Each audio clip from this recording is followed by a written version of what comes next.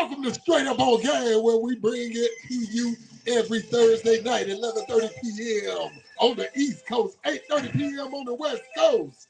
We talking sports, and more sports. Now, let me introduce you to my host, Wright, the running back guru. Hey, what's going on, y'all? I see Harv have his music finally got the DJ set up, but we're gonna bring in another co-host of ours, Mr. Bryan Welch. What's going on, Bryan? Hey, nothing much, guys. Happy Thursday, everybody. I can't believe we're already in the month of May.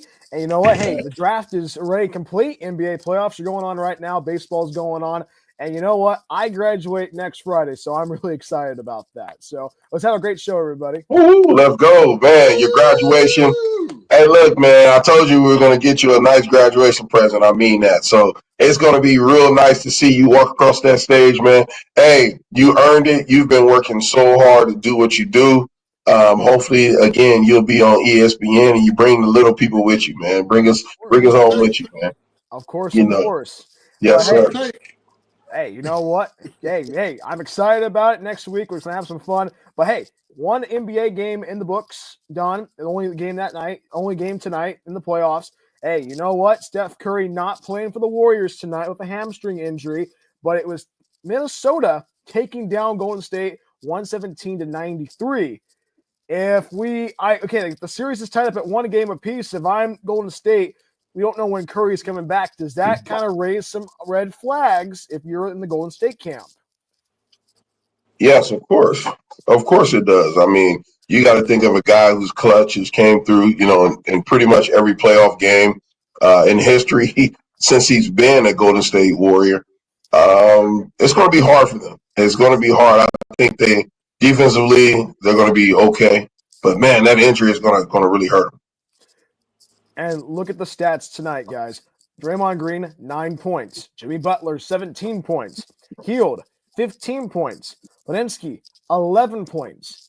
You cannot be having that performance, and you see how important Steph Curry is to the Warriors, Harv.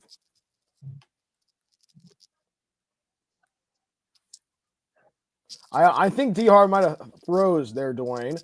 But I mean, let's see. Yeah, it looked like you froze, but yeah, man, you're putting up not Pop Warner, but you putting up travel ball numbers, man. And you're in the NBA. That's not good at all. My biggest thing is, if you're going to score that low, at least have some high defensive numbers. That's correct. Harv, before you froze, we're talking about how crucial Steph Curry is to this Warrior squad. And if the Warriors cannot get him back until possibly a game 5, who needs to step up for the Warriors if you are Golden State there, Harv? Jimmy Butler, Gary Payton Jr., Draymond Green, Steve Kerr, and the whole bench. Because Minnesota going to be problems. Well, Minnesota exactly. Minnesota was problematic against the Lakers in the first round of the playoffs. Anthony Edwards and the whole entire gang in Minnesota. This Minnesota squad is feisty. And you know what? Hey, how it happened in game 1? Hey, they were able to come off the mat and get the win, a 117-93 victory. And you know what? You see this team right now. They're playing good basketball, and it feels like momentum works well for teams that are playing good basketball, and it feels like Minnesota has a lot of momentum going into game 3 on Saturday. Yep. Yeah, big time. But, yeah, they have momentum, but I mean, there's one key player. We just said that it looked like he had an ankle injury, and without Anthony Edwards, it's going to be interesting.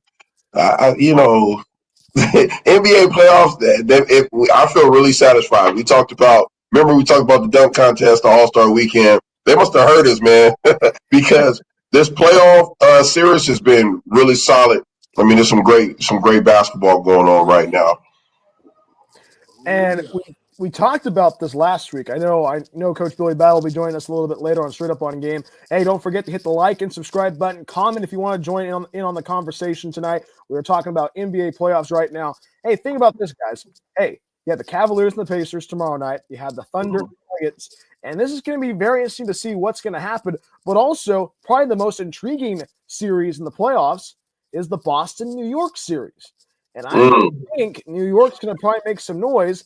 And how they're playing, you know, the New York-Boston rivalry. You got the Red Sox and the Yankees. You have the Patriots and the Giants and the Jets battling it all out. It's refreshing to see the Knicks being in a good spot in postseason play, D-Harv. Oh, yeah. About time. Well, hey, you know. SAS, he glad. Well, exactly. Right, bring up a good point there because, hey, what have the Knicks been doing in the last 5 years? Being the basement dwellers of the Eastern Conference. That's right. And you know what? You have some great players, and you know what? You get a play really good in a gritty series against Detroit.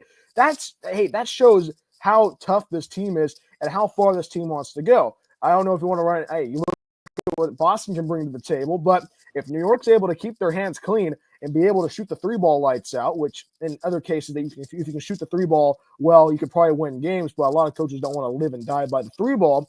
You're able to find ways to get the victory. But also, good defense and Dwayne Wright. Defense is key. Oh, you just said it. Defense wins championships in every single sport. I don't care what sport you say. But look, we got some analytics, right? We talk about Josh Hart for the New York Knicks. 23.6 rebounds, 3 assists. That was a huge game. We're just talking about the other night. We're talking about Wednesday night here. We're talking about yesterday. Look, Jalen Brunson, dude, New York Knicks. He had 9 points in the fourth quarter. 9 points, yeah, some people say, oh, that sucks. But when you're in the NBA and it's fourth quarter and you are trying to come back, those were key plays that he came through. So, they was trailing 16 points in the third quarter. And then you seen a great defensive play by the Celtics. The Celtics had 19 offensive rebounds. 19. The Knicks had 12. Now, if you think about that, the Knicks missed 14 free throws and still won. Still won the game. So, I don't know. Look like everybody is freezing tonight.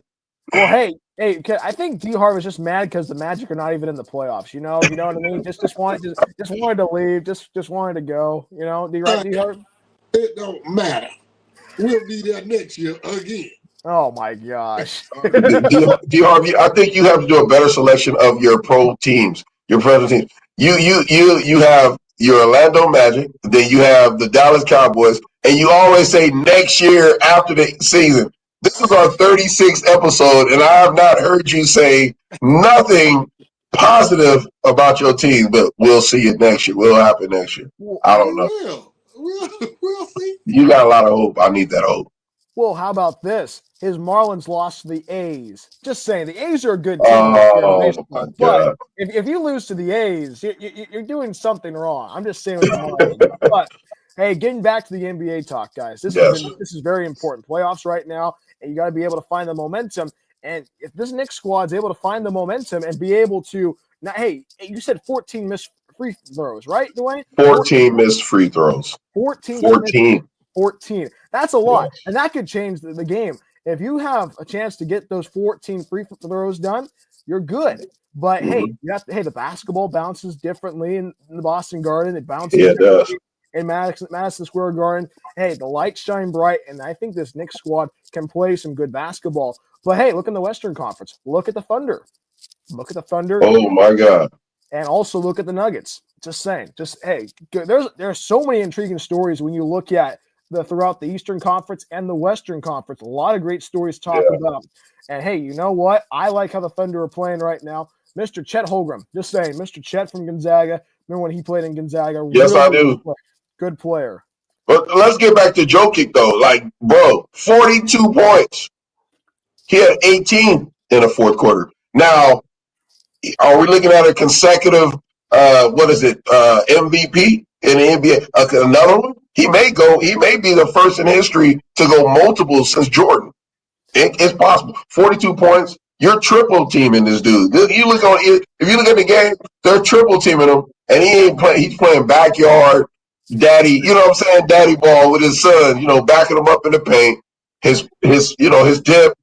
shoot over the guys, defenders. He's making it. You know what I mean? He can't dribble worth nothing. He's a spot shooter, but man, this dude is always hot. Always hot. It's hard to stop this kid.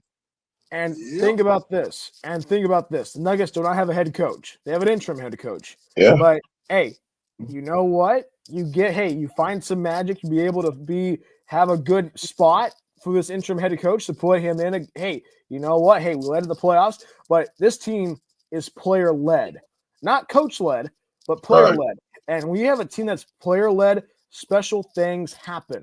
And when players are able to be those leaders on and off the field, that is a big green light. If you are a Nuggets fan, be able to watch out. You have a tough series against the Thunder, but hey, you have to be able to find ways to get the victory. And that's probably another intriguing series we've been talking about all night long on Straight Up on Game. The Nuggets, not the Nuggets, excuse me, folks.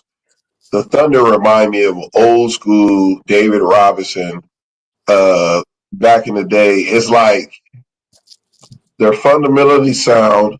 They're a younger type team, and they creep up on you.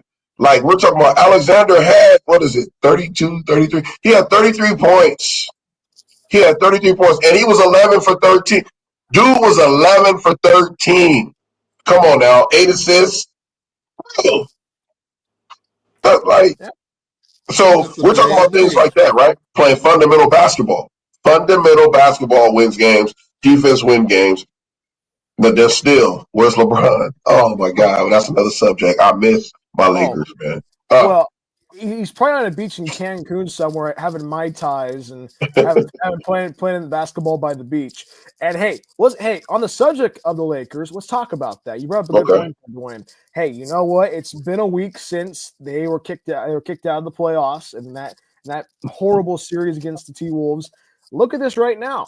This is probably a chance for a little redemption tour for LeBron. Be able to think about, be able to go back and say, hey, what went well? What did not go well? And hey, you know what? There's a lot of things that went well for this team. This team was able to win games, but they did not win the games when it mattered most, especially in the playoffs. And D-Harv D-Harv doesn't want to listen to the Laker talk at all. But the thing is that you have to be able to look at this team, and there's a lot of things you have to work on. And a big man has to be on this team. You have to have somebody in the paint to get the job done. I know Luka can do it, but you have to have another person in there.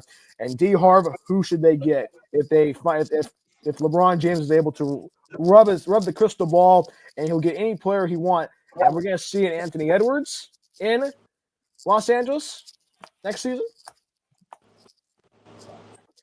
He gonna have to get rid of his son.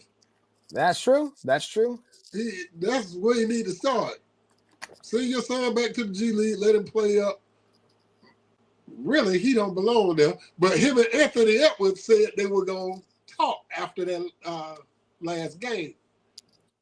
So I don't think it's going to work. He's good for getting people to where he want them. Yeah. He's a good puppet master. So that's the thing. He's a puppet. You said that he's a puppet master that don't control his puppets as well. Because there is no way when you have Luka, LeBron James on one team, and you're talking about LeBron is pretty much he can play every position, right? He can do it all. And you have Luka as pretty much a forward/center, and he's a shooter. I mean, you're gonna have to double, triple team both of them. How did they lose? LeBron injured. LeBron not doing what he's supposed to do the last couple games, right? The last two series, I don't know what was going on. Yeah, 4, pretty much. I don't know. And I'm a Lakers fan. I don't know what was going on. Fourth quarter. Right. So that was and he don't show up in the fourth. Yeah. For years. But why the GOAT don't show up in the fourth? He's not the GOAT. That's we need comments right now. We want comments right now. Who is your GOAT? That's what I'm saying. He ain't the GOAT. I'm a Lakers fan, but LeBron never been a GOAT to me. It's always been Michael Jordan. LeBron is behind Magic Johnson, Kobe Bryant, Kareem, Wilt Chamberlain, Hell, James Worthy. Hell, AC Green. Yeah. You said AC Green? Bob McAdoo. Bob McAdoo. Jamal Wilkes. Yeah. Woo. Come on, man. He ain't no GOAT. He's an NBA legend. But I wouldn't put him. He's number one in scoring. But as far as the other numbers, I wouldn't put him in the top 10. Well, you bring up a good point there, DR. But the thing is, you talked about how he walks, how he doesn't play well in the fourth quarter. And I think we've seen it throughout the whole entire seasons in the last 5 years. The age is catching up. And I know Laker fans out there are probably going to chase me with torches and all. But sometimes you got to think about hanging it up. Hey, you know what? Or how about this? You have a massive contract on the Lakers. How about you lessen that burden and go to Cleveland and play your final season there, retire, and then have a good movie career? You know? Hey, exactly. That's the thing.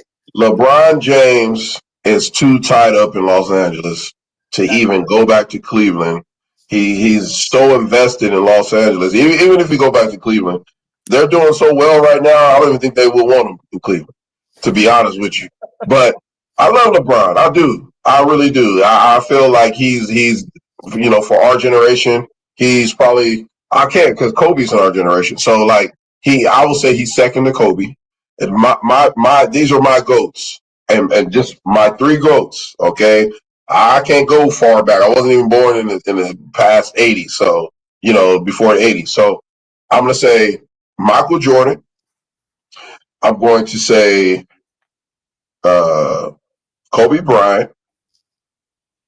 I'm going to say Allen Iverson. And then I'm gonna say LeBron James. Okay. That's just mine. Like growing up playing basketball, that's who I used to watch all the time. And I don't remember seeing really anybody else on TV balling like they were balling at a special time, right? But just watching, Penny Hardaway, like these type of players, man, like, do they even make them like that anymore? No. So I don't know, man. I don't know. What about you, Welch? Who are you? This is the GOAT talk. Who are your GOATs, man? Ooh. You got to go Kareem, number one. Kareem. Magic. Larry Bird. Yes. Larry Bird. And I got to go with Michael. I have to go with Michael. I mean, hey, you know what? How he did on the court, but off the court with the investments. Just saying. Very, very savvy, a good guy that knows his stuff. But hey, how much hardware does he have?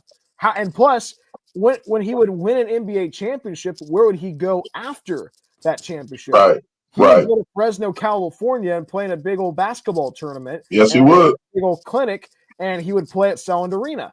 And that game felt like the NBA Finals. And hey, really cool. So mine is Magic Johnson, Kareem. Also, watch out for Larry Bird and Michael Jordan. Those 4 guys, probably my Mount Rushmore of the NBA. But if LeBron's able to find ways, if he's able to get his walker across the court next season, he'll be fine. He'll be fine. Just saying, he's not going to go in the Hall of Fame yet.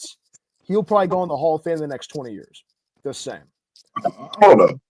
All right, well, we didn't ask. We'll get back to that, but we didn't ask DR who was his GOATs. Who's your 3 GOATs? Or 4 or 5? Michael, Kobe, Magic, Larry Bird. There it is. Steph Curry. Oh, I forgot about Wilt that. Chamberlain, Bill Russell, Jerry West, Kareem. No Shaq? No Shaq? Whoa. Shaq, yeah, Shaq. Oh, most definitely. Shaq started in Old Town. Yeah. You mean Dr. Shaquille O'Neal, the director of basketball operations at Sacramento State? At Sacramento State right now. Hey, we're talking about GOAT talk. Can we please talk about that?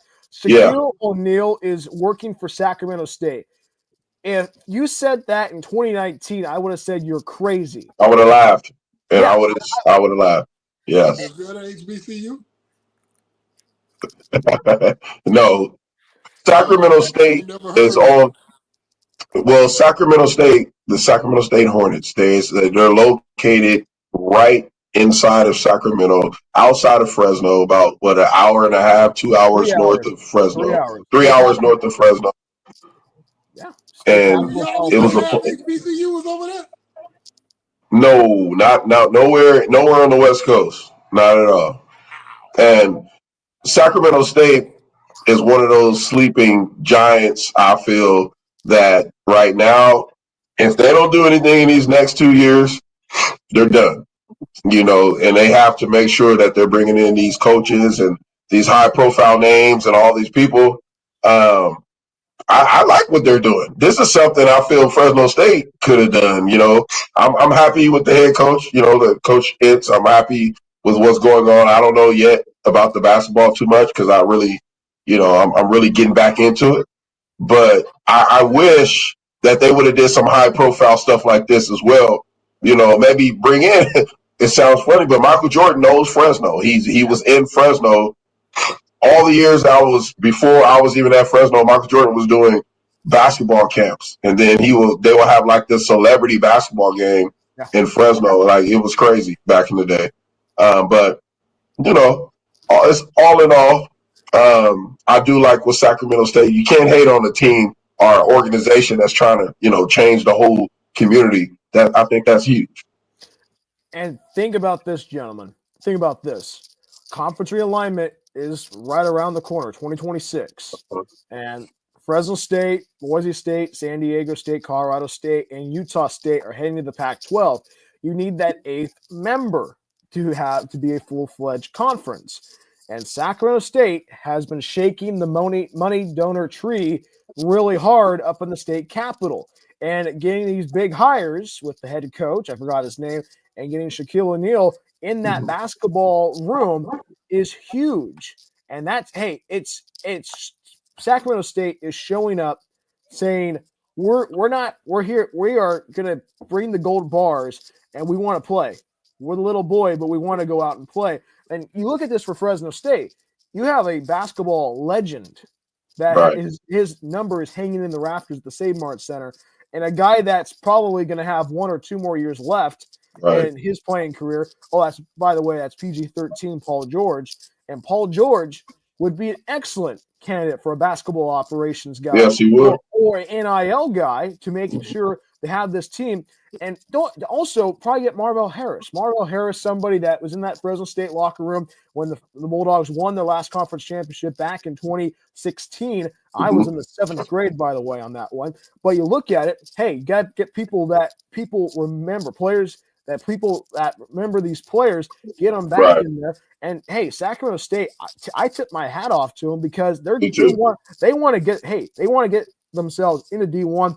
I don't blame them because, hey, we've been on this tangent all 36 episodes about NIL and transfer portal. And, hey, you know what? Sacramento State's getting picked apart. Oh, by the way, Fresno State gets their quarterback, Carson Conklin. And he comes in here. So the Pac-Man is eating everybody's stuff. D1's getting the group of 4s are eating the group of 5s. The group of 5s are going to eat the FCS, and so far and so forth. But hey, you got to look at this right now. I know we're on this tangent right now and straight up on game. Don't forget to hit the like and subscribe button right now. Also comment if you want to get on this one. Who else would you want to see be a director of basketball operations for a university somewhere across the nation? Probably an NBA legend, Michael Jordan at North Carolina. That'll be dope. I'd love to see that. I would love to see the Fab Five at Michigan. Bring it back. That's something that they already tried and they wasn't that successful. So, and that was one of my teams growing up. I used to love watching Michigan, Duke and Michigan. Those were the 2 teams back in the 90s. Those 2 teams, man, in Kentucky. Yeah. You know what I mean? Well, Kentucky got their coach, Mark Pope, guy that played in the 90s. Guy was at BYU. Pope was a baller. Yeah. Big time. Big time. D-Harv, what you thinking about over there, man? You over there daydreaming or what? I'm just listening. But hey, you're not a listener. You're supposed to be giving the folks what they want to hear right now. I don't know none of them folks y'all talking about. Shaquille O'Neal? You don't know who Shaquille is? That's it. Oh, you don't know who Mike Bibby is? Mike Bibby, yeah. So you know who we talking about. Oh, well, it's freezing up, and I don't hear the conversation. The last conversation y'all had, I just seen B nodding his head. And I ain't hear nothing you were saying. Well, I think you need to wake up out the twilight zone in Florida, man. We got to make sure we checking up on you. I don't know what's going on with my internet tonight. Hey, I think we need to take tinkering with it. He might. I think we need to take a quick commercial break. When we be back, all right, we're going to come back. We're going to talk some more sports on Straight Up on Gang. Yeah.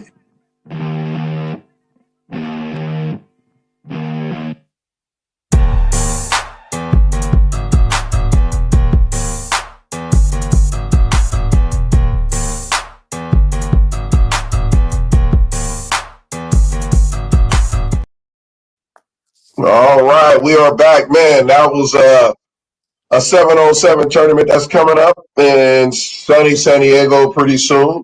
We will announce that at some point, but we will let our coaches will let us know actually when to release that. But there will be some legends coming out, flying all the way from Philadelphia and Texas, and all these great players that play the NFL, and they are going to be throwing this awesome 7-on-7 tournament in San Diego. What I wanted to bring up while we have everyone on the line, we have our official Heritage Bowl coming up already. 200 plus days. It's creeping. It'll be in San Diego, but we are open for registration. So if you are interested, if you are a player that is out there all across the United States, this year we are open to the United States. So we already have about 60, 70 young athletes, class of 2026. They are registering, you know what I'm trying to say, folks. They registration right now. They're entering all of their information, their huddle, their coaches' numbers, their addresses, their grades, their accolades, all that great stuff. Have you been recruited? Have you not been recruited? All that takes precedent when all of our coaches start to evaluate these players. And then we have a draft in December. We have a live draft this year. Last year, we had over 5,000 viewers for our draft.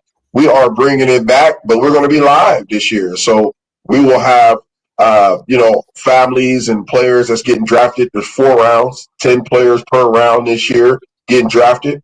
It's going to be fire. With Bryan Welch, Harv, and then we have Billy Battle, the kid. We will be live, and it's going to be awesome.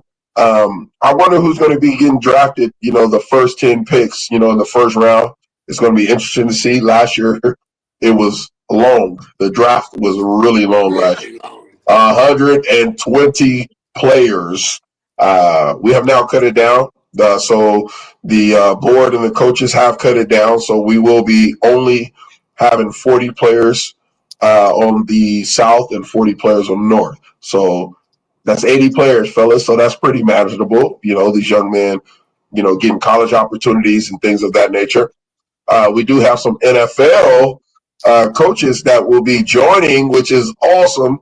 They'll be coaching the North team, and the North team consists of Oregon, consists of Washington, consists of who am I missing? Northern California, consists of Arizona and Nevada. I think they're south. I don't know. I'm getting it all mixed up, but we still have Southern California. We still have all of the teams that and high schools that had the opportunity. So it's going to be great. That's enough talking about that. We're going to get back to sports. What do we have next? Well, we talked a little bit about the draft last week. You guys want to keep the draft conversation going, and also see what our NFL teams need, but also the schedule is going to be released next week. Yeah. The NFL. And that's going to be very interesting to see what's going to happen. Possibly the Cowboys will be playing somewhere. We all know where they'll be playing at, right? At the Dallas landfill, right, D. Harv? Yeah.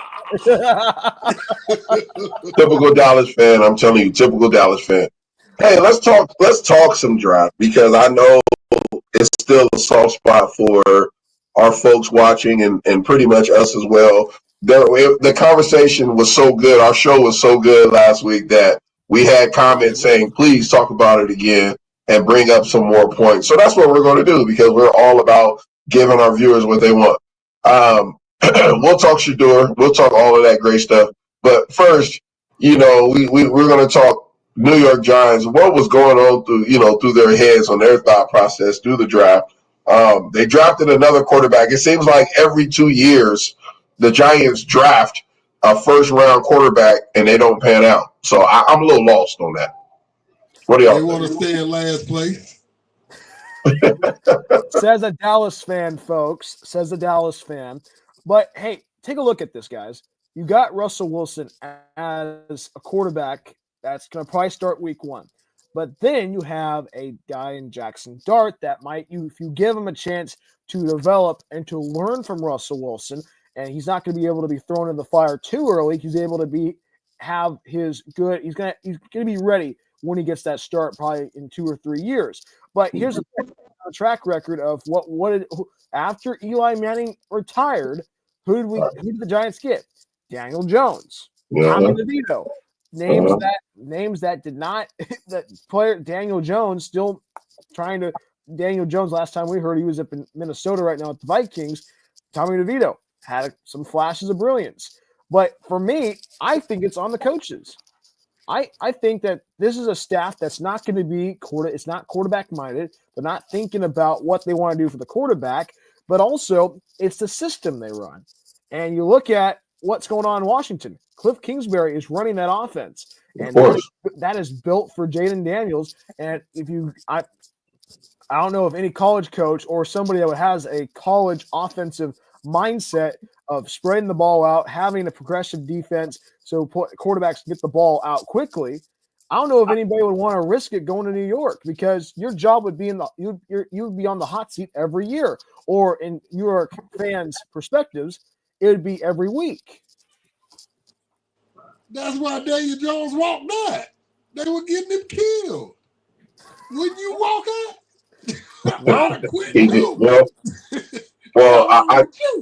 I think it was a political walkout.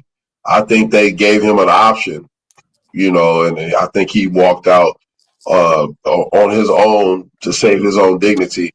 Quarterbacks are very valuable, so no matter if he walked out, he was going to get a spot anyway. Somewhere, somebody was going to have him. My biggest gripe with the New York Giants is it's a really tough place to play. Being an ex-player there, being an ex-Giant, fans do not play. You will win a game, and then you will lose a game, and you will get the same criticism as you win a game. So, it's hard to play, but they support the heck out of a Giant. Like, if you walk around New York City, you ain't gonna see that many Jet fans. In Jersey, but you're going to see New York Giants all over the place. Rather they win, they lose, it doesn't matter. But I will say this about the organization. I think the Mora organization is a good organization. They've been around for a really long time, but the coaches that's been selected, right, after Coach Coughlin left, has been not the ideal mindset type of coach that you will expect, at New York Giants. We look at the coach there that's now, I can't even think of his name, but he's there now, and he's more of a conservative type offensive coach, right? You can tell by the way they ran the offense last year.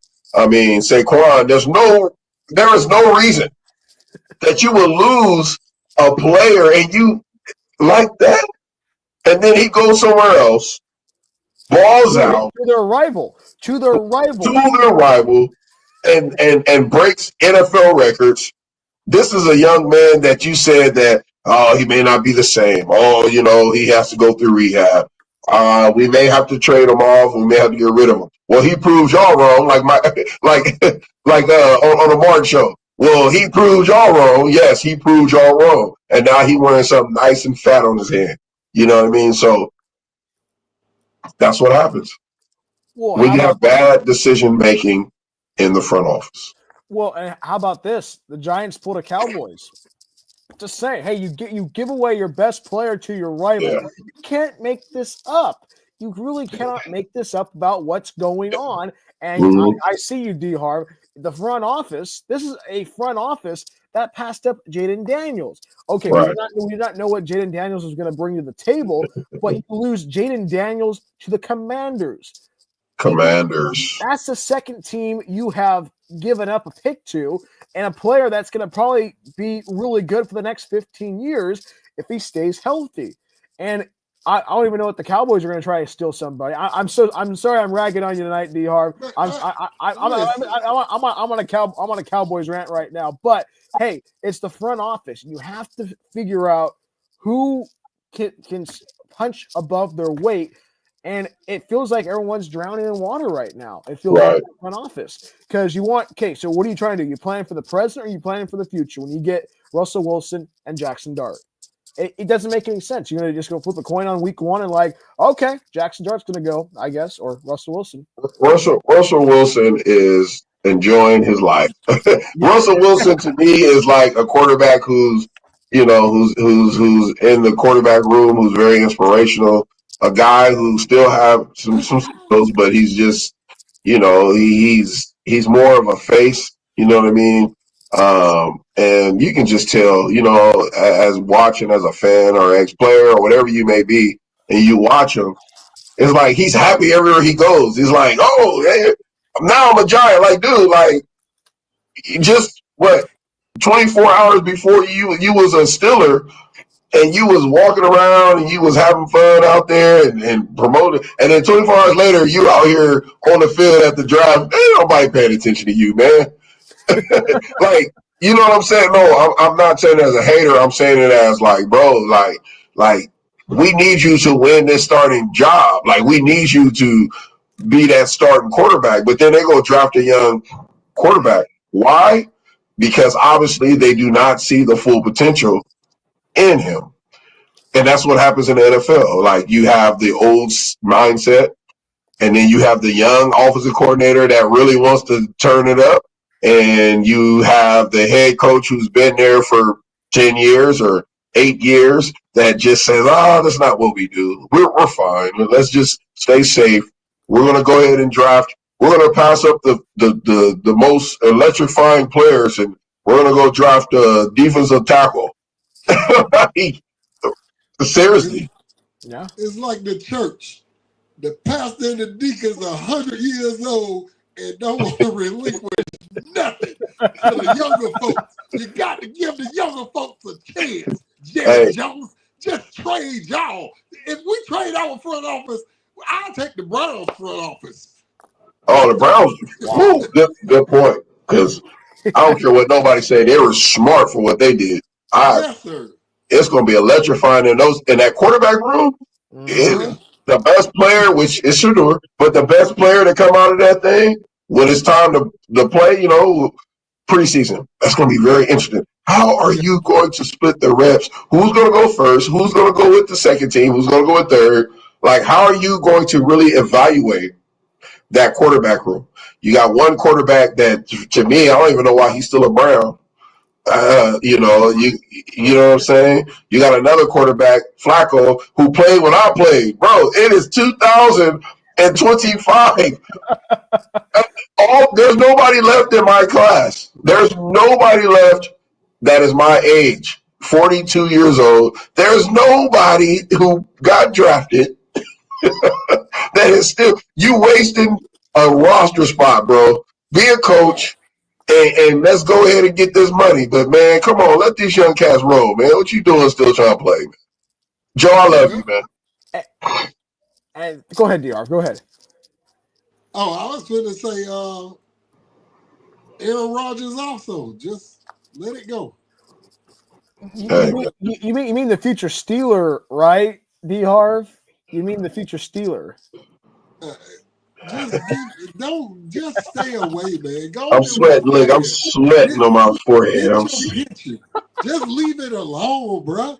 You ain't going back to no Super Bowl. You ain't gonna be no Brett Favre. What? Hold on. Because Brett Favre, if y'all remember, he was old as dirt, and he was still holding on. They was going to that playoffs. Remember when he went to Minnesota? When he went to Minnesota, them dudes were balling. Yeah.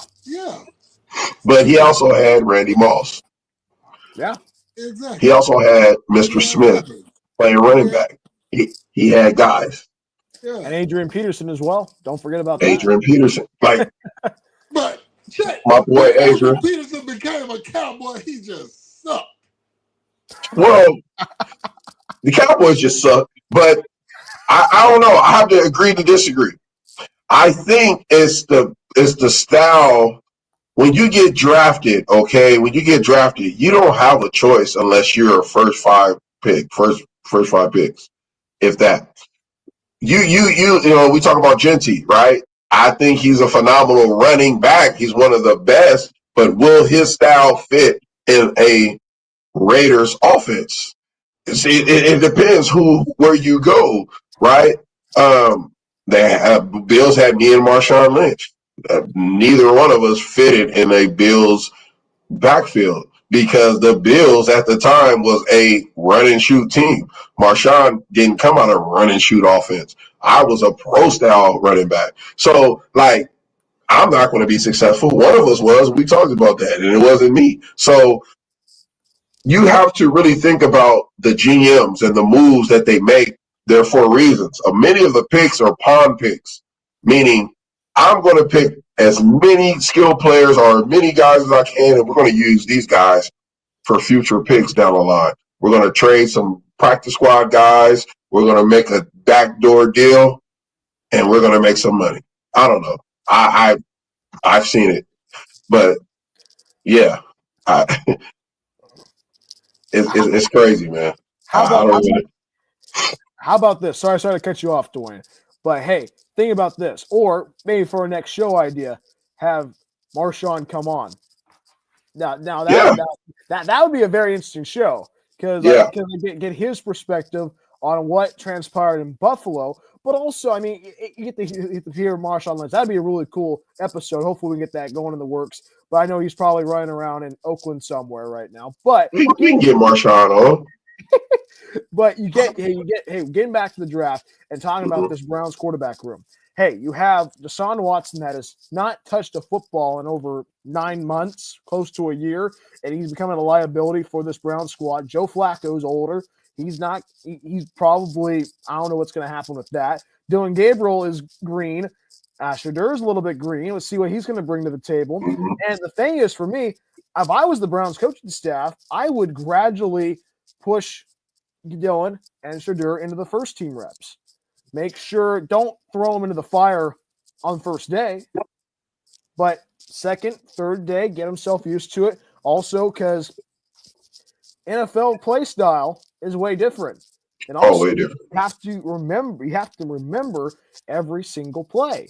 And you have to say spider Y banana 2x4 on me, I right dive break, and then you gotta go for it. Hey, you know what? For me, can we see Dylan Gabriel and Shedur saying a whole alphabet of the play? They're going to learn that. They're going to learn that, guys. They're going to have fun. They're going to learn that.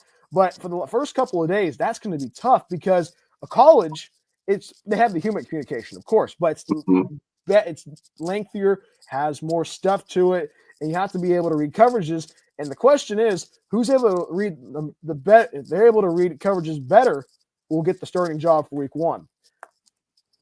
Just saying. Well, it's all about completing passes at the end of the day. Yeah. So, I mean, the first out of those two who will be able to, like you said, it ain't about the leadership right now. You got to learn them plays. Learn them plays. Quit trying to learn them plays, and then the completions. How are you going to get that ball out your hands? How are you going to be a presence for the offense, right, during practices or mini camp and Ricky camp? They're really quiet right now. If you notice, it's really quiet right now around that camp. You know what I'm saying? And I really feel that something is going to happen as far as a blockbuster trade or something before the season comes is going to happen with that situation. There's too much firepower right now. And think about this: Amari Cooper was with the Browns. Remember that way back I in the do. day? Remember that? Oh, geez, just think about that. I know he's gone, but the thing is, who would want to go to Cleveland? I'm just saying, who would want to go in probably halfway the life of their career and go to Cleveland and play for a quarterback room it's going to probably flip a coin on a week one to see who's going to start. And that's the thing for me. If I was a tight end, I would be like, hey, I'll do it. Hey, I'll volunteer. I'll play. I'll do it. Who's going to raise their hand and say, trade me to the Browns? Let's have some fun and let's go. We call the Browns, the Bills, used to be the Bucks. Who else? Used to be San Francisco. We call those career-ending organizations because anytime you get drafted by them, we're like, all right, we're only going to last a couple of years, and then we're going to be home somewhere. We're going to trade it a couple of times. They don't know how to really. I don't know. I feel with the history of the Browns, they always get the best picks because they suck. But the thing is, the surrounding players are not as they don't match the style of play when the draftees come, if that makes sense. So they never match the style. And the GM, whatever GM that comes into Cleveland, I don't know if it's a hoax or I don't know what's going on over there, but I seem to think that they need a little bit of help, man, some restructuring. They try to change the uniforms, which I love their uniforms, to be honest with you. But it's going to take more than that. It's going to take like a whole cleaning out like the Commanders did. Like they cleaned out the whole staff, everything, the GM all the way up, and you can see what they're doing now. It makes sense. But I really do hope Shador has a whole bunch of, well, all of them really, you know what I mean? Because that's once in a lifetime, making it. But I really do hope to see him with some success in Cleveland. And I don't want him or the other fellas to go down like that. Because at the end of the day, I'm rooting for all these fellas. It's just realistically, it doesn't make sense of what they did. Cleveland, if you're listening, it didn't make sense of your drafts. If you're going to get Shador, you might as well just got him the first round. Like it didn't make sense. Still got him. You might as well just got him the first round. But who am I? So you a nobody to them because Dion was a nobody too. You made a point. Now we're on that subject because I know we're gonna have a commercial in the next 2 minutes. Do y'all think that the NFL singled out Deion Sanders, and that's why his kids got the treatment they got? Yep. I really don't know. That for me, there's a lot of things they're talking about, possibly how the draft interview went, but I don't know. That's you look at it right now. I mean, we're not going to find out until a year from now. Right. Because there's gonna be so many investigations going on, but also with the prank calls, which they found out who had the prank calls. Exactly. And you still have a job. That's the whole bro. Okay, let's be realistic. If Mike Tomlin's son, which I love his sons, did that, do you think Mike Tomlin will still be a head coach at Pittsburgh Steelers right now? No, I don't think so. I don't think so. There's a difference. Dude, you're calling a kid who's waiting to get drafted, who worked his whole life.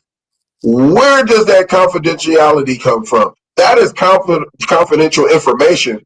You're utilizing information somebody had to tell you, or you must have went on the phone. I don't know. I'm just saying, like, how did you even know?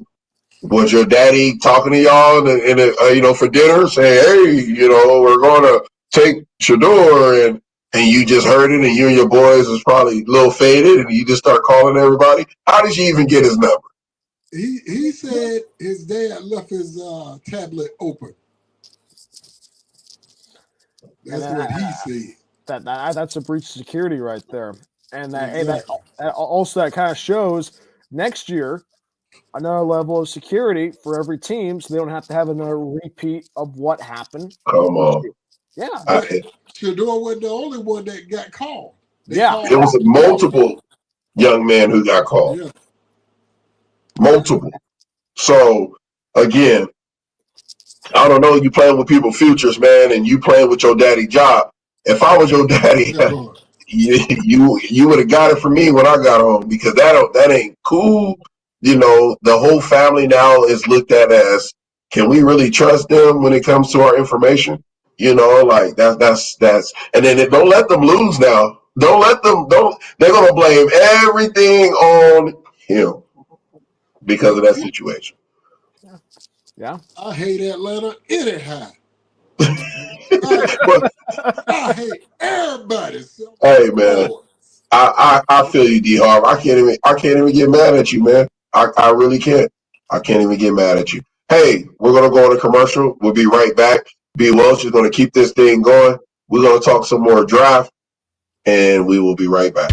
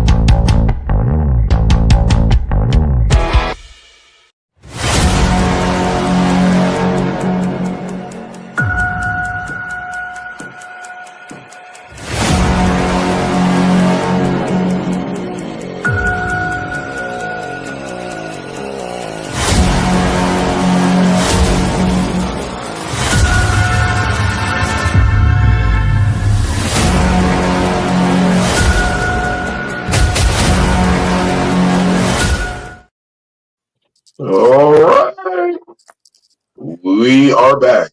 Let's go. Where we at? Where we at, man? Well, we were talking about the Giants. We were talking about the Browns. And you know what? Hey, it's been a great show so far on Straight Up On Game. If you like what we're talking about, hit the like and subscribe button. And also, join the comment section. We can probably talk about what's going on. Who did you think won the draft? Also, if another week of being able to simmer on it and be able to figure out what you talk about. Hey, making the walk, talking about this. And he said, what up, B. Welch, D. Wright, doing some editing right now, but I wanted to pop in and say hi. D. Harv, how you feel about Pickens? All right, D. Harv, what do you have?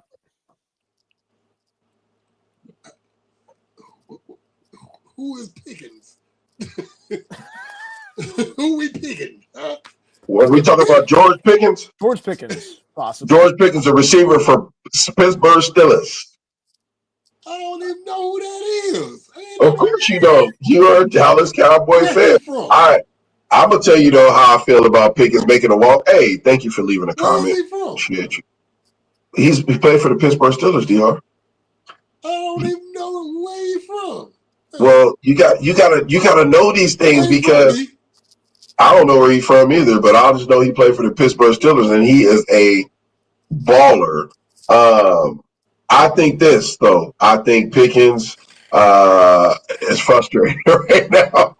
I think he's gonna have a great from Dallas. There we go. Hey, look, he's making you look bad right now, D. Harv. He says Pickens is the new wide receiver for the Dallas Cowboys. Yes. But he came from the Steelers, though, correct? Yes, he was with Pittsburgh Steelers. I think he is going to be a little bit confused right now, because I know with Dak has an arm, man. I'm going to keep it real. He's a baller.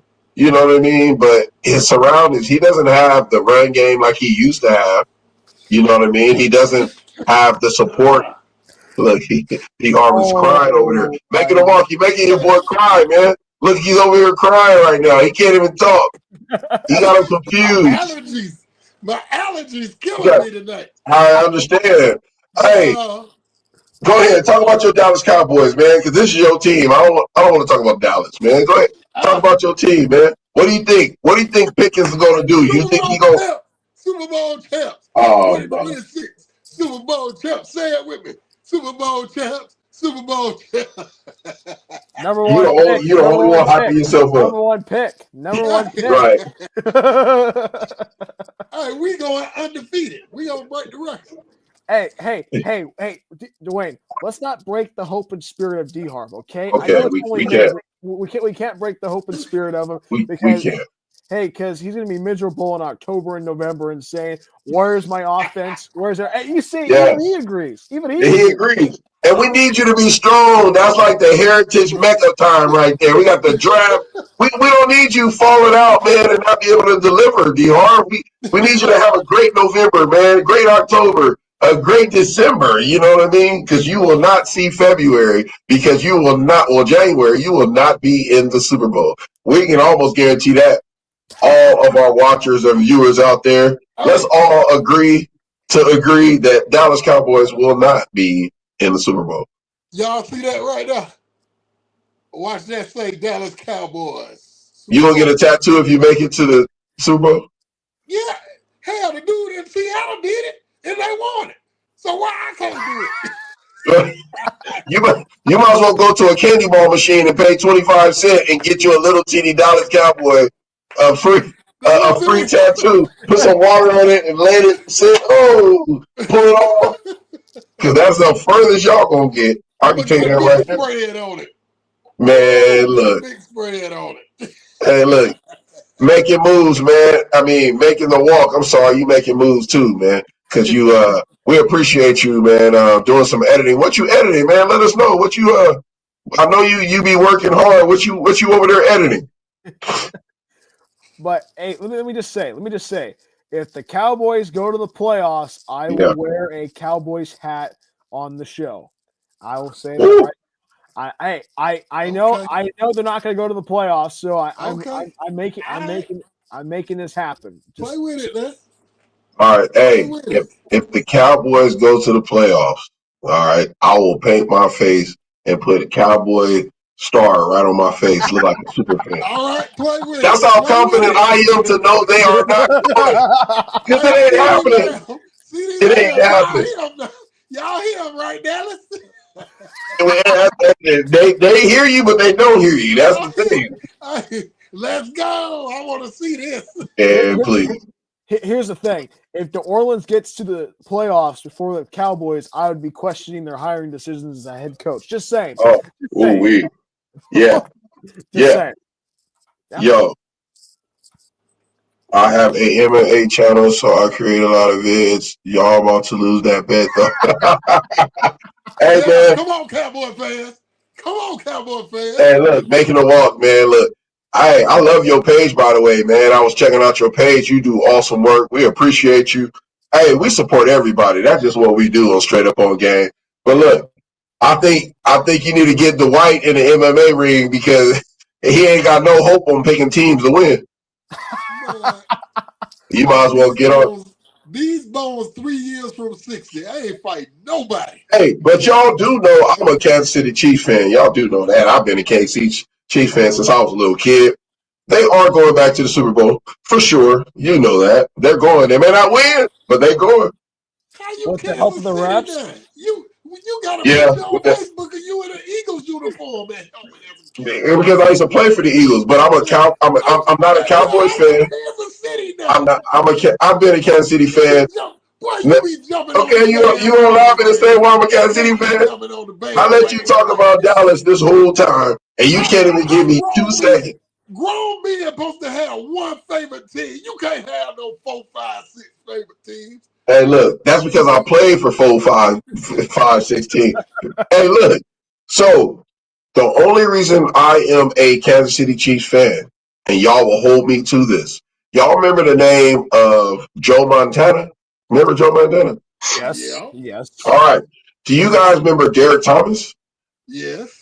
Do you remember when the big time trade was Marcus Allen got traded and he went to Kansas City? Kansas City. Yeah. Marcus Allen is also a Lincoln Hornet. So that's the only reason I became a Kansas City fan. Boom.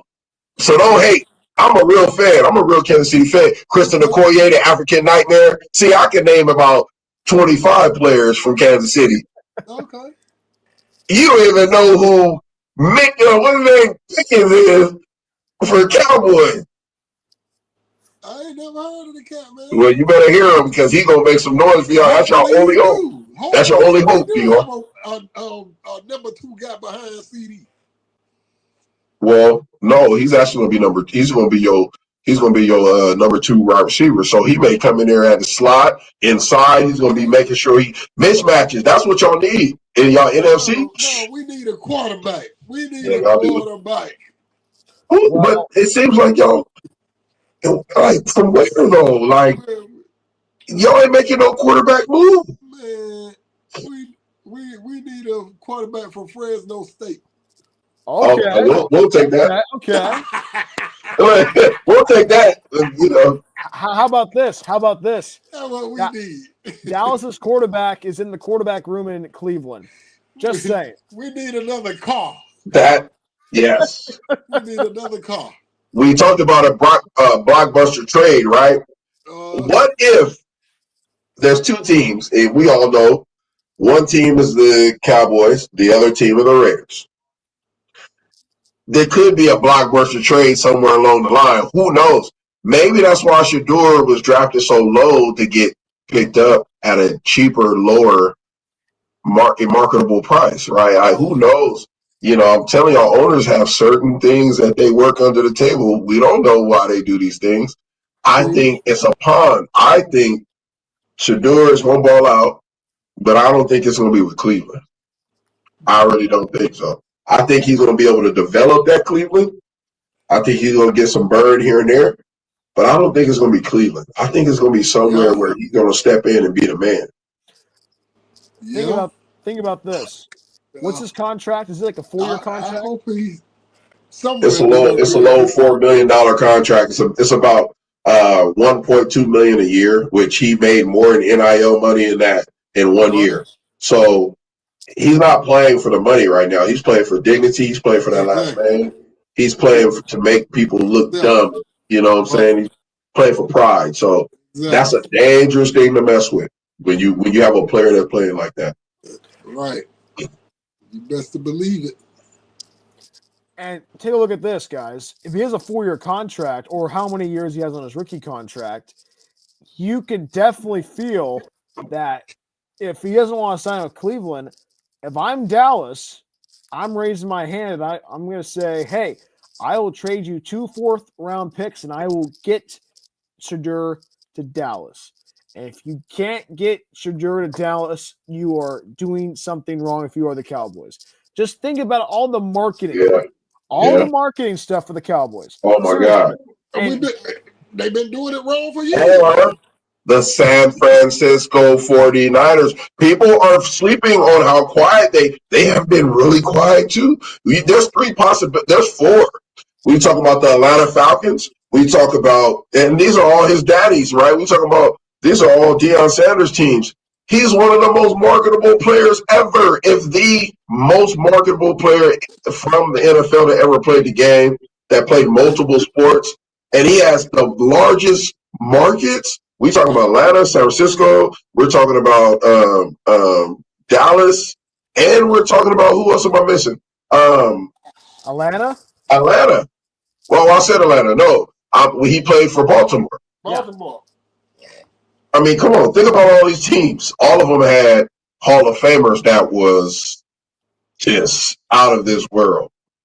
And any one of those teams, if they were smart, having a young, strong black quarterback that is not just a runner. He runs when you have to. He's a pocket quarterback. Like, that's what he does. And he's strong and he can take a hit. But at the same time, it's all about the moolah. It's all about the money. Let's get the money. That's what it's about. So, I don't know, Welch. We talk about this every week. I know this is probably our last episode talking about the draft because we're going to have some great guests coming up next week. But I just feel this draft was probably the worst drafts that I've ever seen or been a part of. that I don't understand the draft selections. You had quarterbacks getting drafted that were getting drafted before quarterbacks who were putting up unbelievable numbers and leading their teams to college playoffs, and quarterbacks who were really smart and can read defenses and all these different things, most athletic, and they wasn't getting drafted. They'll get drafted 5th round, 6th round. Come on, that's unheard of. And you look at what they're bringing to the table. I mean, you look at the trades. You look at the Browns, the Jaguars trade up and get Travis Hunter. Right. Out of left field. Seriously, you think about that. And you see when people look back on this draft in 10 years, 20 years, 30 years, 40 years, the biggest storyline of the weekend in Green Bay was Shedeur Sanders falling to the 5th round. They're not going to talk about Travis Hunter. They're not going to talk about Cam Ward. They're going to be like, oh, Cam Ward, number 1 overall pick, Tennessee Titans. Right. They're not going to talk about that. They're going to talk about the fall of Shedeur Sanders. And the thing is, how Shedeur is able to respond in the next couple of years will be fun to watch. But also how the Browns, always in the news, always doing stuff, get not 1 but 2 quarterbacks. That will be in the history books as well. And we don't know what Dillon Gabriel and Shedeur Sanders will do for the Browns this season and for the future. But it's interesting to see how these teams handle the draft day. But also, you see who is making these leaps and bounds and who's still being in at 2008 and thinking of offensive linemen and defensive linemen, like making the walk, saying it was a weird draft. And I think it was a pretty good depth draft to restock some teams. It just wasn't flashy for QBs. That's what we typically remember drafts for. I agree with you on that. They're making the walk. You bring up a good point there. But it was a quarterback class that had some good quarterbacks. Some quarterbacks that might make some noise. Josh Hart, Shedeur Sanders, Cam Ward, just to name a few. But you bring up a good point there, making the walk, because it was mostly defensive linemen, offensive linemen, wide receivers, people that we don't normally think of. And for me, one of the best quarterback classes that ever come out of from college to NFL was that class of 2014 with Derek Carr. Think about that. That was probably one of the best classes. I think Blake Bortles was in that draft class, and I think Teddy Bridgewater was in that draft. I think it was a year later, but that was a very solid quarterback class, and I don't think we're ever going to see another quarterback class like that. We might not, but this was one of the highest graded quarterback drafts, though. As far as the quarterbacks who did get drafted, they had some of the highest grades coming out of college into the draft. So making a walk, you're accurate on that. I don't think far as the flashiness, I think for the needs, like you're saying, it makes sense. But if you've already drafted, remember the inner depth of your team 3 drafts before, you're already 3 plus 2 veterans deep in these positions. The quarterbacks, right, is crucial. I mentioned that earlier. They're one of the most important positions ever on a football field. So you must get the quarterbacks while they're hot. You got to get quarterbacks while they're young. You got to get them so they can learn your system. You have to make sure that they understand your whole program. I do feel that there were some positions left out, like the DB class. It could have been more DBs drafted. From what I've seen from college football and what the evaluations were stating about the DBs, the fastest defensive back core probably ever. Yeah. That's you bring up a good point there. It's just you look at it, D. Harv. What are we going to see next year? That's the thing. What are we going to see next year in the draft? I know we're talking about this a little bit. We're talking about this like 11 months ahead. But are we going to see the same craziness? Are we going to see the same indecisions and the same stuff of like, why is my team trash? And they keep doing the same thing over and over and over. Well, you'll see that from Jerry Jones. I don't know. The man just crazy, man. When it get to draft picks, and then when he could have got free agents, and it don't make sense. How you leave Derrick Henry out there like that, and you knew we needed him back? Because Derrick Henry does not fit the prototypical style of a Dallas Cowboy offense either. You mean, think about how many carries in the contract that he has to get. I would love Derrick Henry to be in Dallas, but the dude has to at least get 25 to 30 carries a game. Dak Prescott contract states he can. Go back to Smash Mouth. Go back to bring back that Dorset running game. I love that, Harv, but now the game has evolved so much that contracts states you have to give guys a certain amount of carries, a certain amount of, and GMs play with that and coaches play with that within the game. If they do not follow that, then somebody's going to get fired. So these are the things that's under the wraps when it comes to, players. We have fantasies as fans and stuff. I mean, I would like to see all types of players, but at the end of the day, if the quarterback can't throw the ball more than 50 times a game, 60 times a game, and your contract says that, then it ain't gonna happen, brother. That's just the grueliness of the NFL, which stands for not for long, fellas. I hate to break it down that way, but that's just what it is. It's a script. It is a script. That's why we call them scripts at practice. They draw out a script for practice, and what we do turn into monsters and robots. We run the same plays over and over and over against defenses. Defenses switch. There's a script for this. There's a script for the footwork. There's a script. Oh yeah. It's turning me off from the game now. Well, I'm telling you how it works, and that's why I don't watch the NBA like that no more. How it works. LeBron done messed that up, but anyway, I ain't watching no more football. Hey, UFL. your best friend right here, making the walk, says 1983 draft class was an unbelievably elite quarterback class, the best one. Why? Because of the most important position in sports. Well, 1983, I was 1 year old, so I would not know. But who in 1983, what made their draft class the best making the walk? Tell us. We want to know. 1983, I was going into my sophomore year in high school. So you had a Jerry curl or what? What did you have? What type of hairstyle did you have? Man, my hair was so damn nappy it couldn't hold a curl. Harv is hilarious. Okay, 1983, John Elway. Okay. Oh, yes. Come on now, making a walk. You making sense now. Who else?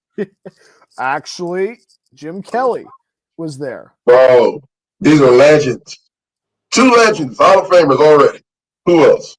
I'm trying to see. Guys, hold up. I'm trying to find that right now on the fly. But those probably the 2 best quarterbacks we've ever seen play. And then there's actually I'm pulling up an article right now. But hey, did Dan Marino come out the 1983 draft?